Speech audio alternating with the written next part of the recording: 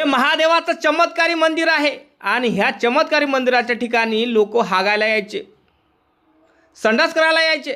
फक्त महाशिवरात्रीच्या दिवशीच त्यांना फक्त महादेवाचं दर्शन करायचे. ते दादा आमच्या टीमला हेच समजलं.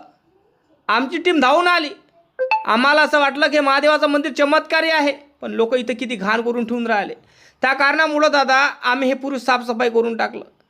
आणि इथं कचरा काय, लोक संडास करून जनावरं संडास करायचे.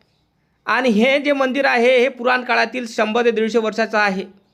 आणि बघा लोक तणकट काही कापत नव्हते. आणि बघा तिथे महादेवाच्या पिंडी आहे आणि त्या महादेवाच्या पिंडीपाशी बघा लोक काय काय करत होते तुम्हाला दिसूनच राहिलं. दादा आजूबाजूच्या गावातील लोक आले आणि म्हणाले की तुम्ही सरकारचे लोक आहात का. आम्ही म्हटलं सरकारचे लोक नाही, आम्ही पुराण काळातील आपली जी धरोहर आहे हे सांभाळण्यासाठी, म्हटलं स्वच्छता करण्यासाठी, नीटनेटका करण्यासाठी आम्ही फ्रीमध्ये आणि जनकल्याण करतो आणि जनकल्याणासाठी आम्ही कार्य करतो. तर बघ दादा किती तणकट वाढलेलं होतं आणि बघ कसं दिसून राहिलं मंदिर. आता कसं वाटतं तुला हे मंदिर नक्की कमेंट करून तूच सांग.